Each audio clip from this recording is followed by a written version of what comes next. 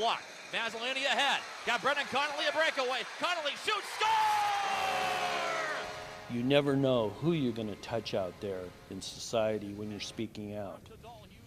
You're a gift to the community, to the world. You reach out to people.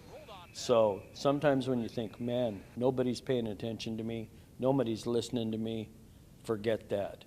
Just in my case, this was like a blessing from God coming out of nowhere, lifting my spirits up and wanting me to live.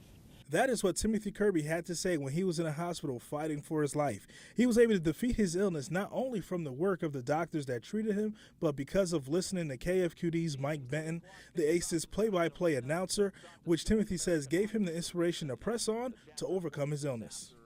And on came the voice of Mike Benton, the brilliant, vibrating, fantastic professional voice of the Aces.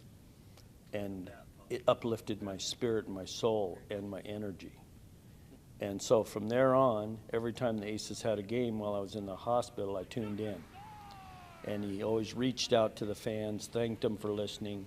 That gave me hope and promise in the hospital. And lo and behold, against all the odds of my illness, I survived. Timothy would later contact Mike Benton and thank him for his services, and things were put in perspective for Benton. He goes to work alongside Elson, and back in the cage. Sub collects, entering pass. Mazzolini, he scores!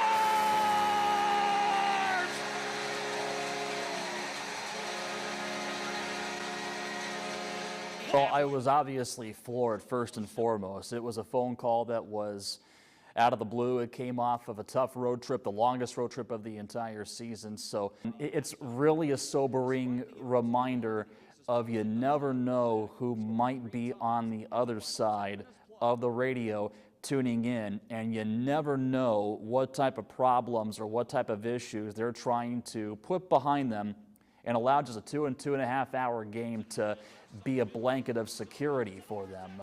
Finding out the impact that Benton had on Timothy strengthened Benton's respect for his craft.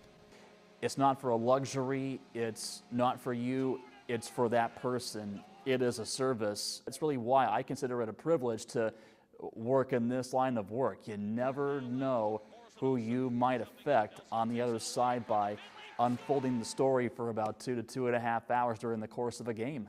Going through this experience has allowed Timothy to remind broadcasters of how powerful and important their work is. You bring the message to us for hope, happiness, and joy and excitement.